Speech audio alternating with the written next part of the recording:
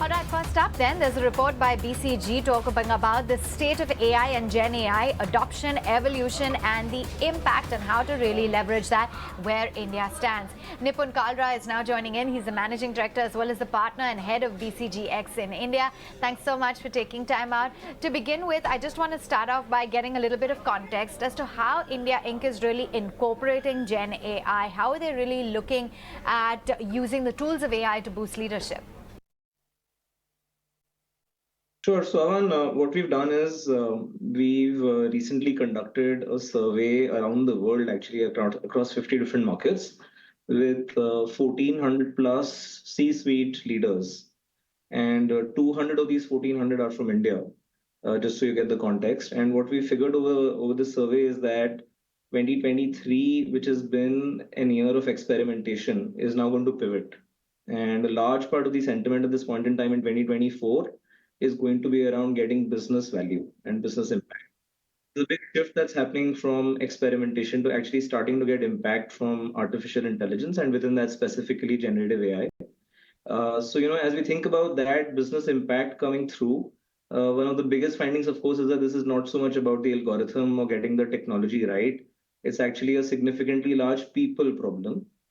And within people, and as we think about that, we open it up into three different pieces. There is this piece around people that build the technology or build the AI to actually have meaningful impact.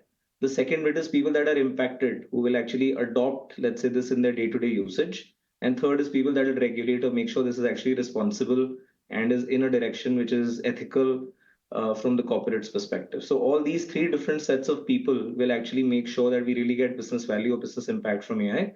That's really what the sentiment is, the prevailing sentiment at this point in time from corporates. But Nipun, as per your report, India is leading in boosting tech investments for 2024. How do we stand compared to some of the other countries? So in this one, what we found, Avan, is that 9 out of 10 C-suite leaders are prioritizing AI and GenAI as one of their top investment priorities, and especially also true within India. But on the flip side, what we found is that only 1 out of 10 of the C-suite actually feel that they've invested sufficiently to upskill their workforce.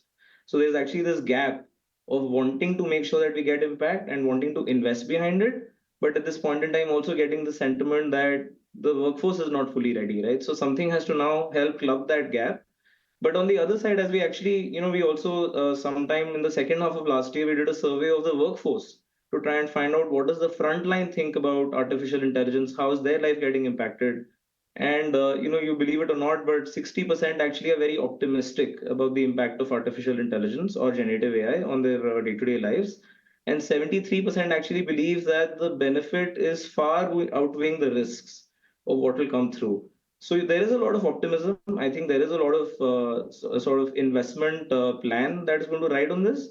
But of course, the impact is yet to be seen, which is why this big pivotal shift from experimentation to actually starting to get business impact. And how really are executives or senior officials looking at benefiting from the use of tech and Gen AI?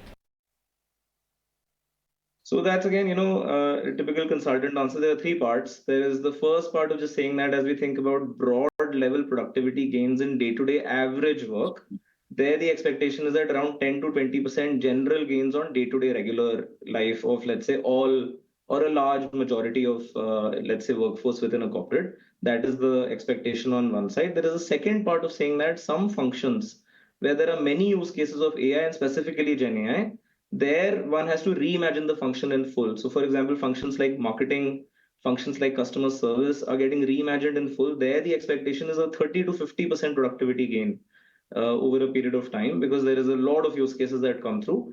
And then there is a third dimension of saying that can we now start imagining businesses that never existed, given that now we have the power of Gen AI, which never existed, let's say a couple of years back in the way and form it exists today. Can we start going after value pools that companies could not go after in the past? And that is, of course, disruptive sort of moves, very hard to put a percent to that. But those three different value pools is what the companies are after at this point in time. So which of the industries then, as per your findings in the report, that are using Gen AI the most?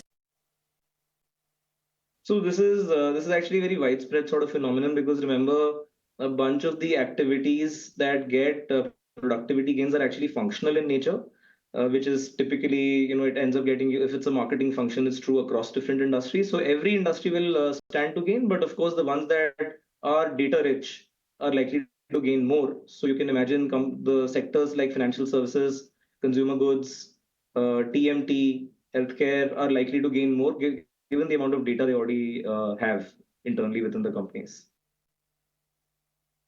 But I believe that there are some challenges as well when it comes to privacy. A lot of organizations not really doing enough to realize the benefits of technology. Is this a challenge that a lot of companies are facing, and that the general adoption of AI still companies are not very receptive to it? I think there are two parts again. There is one bit to just say that is the risk well covered? And companies, of course, want to just make sure that any move they make, they don't enter into a zone that puts them at risk. But that, of course, is somewhat a little bit lower concern. There is the other part also to just make sure that from a long-term perspective, any investments they are making is their cost sustenance. And the way we think about this and what's emerging from the survey also is that Talent skill set, how is that changing now with AI as well taking over a lot of jobs? yeah. So from a talent standpoint, talent for building out solutions that are, let's say, very specific, custom made to a corporate's needs, that is scarce. And corporates do actually feel the need for this talent to, of course, start coming up and start helping scale solutions. So that's one dimension, and the other dimension of training slash upskilling the existing workforce to start embracing, adopting what is coming through and from an AI and GenAI standpoint. That I think is the other big sort of talent dilemma that needs to be solved for, and investments need to go behind that. So corporates are definitely gearing up for both those two sides, building up their internal sort of skills and having ecosystem partners that allow them to build these solutions.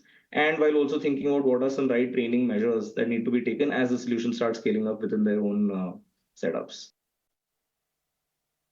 We'll take a quick break, be right back. Lots more lined up.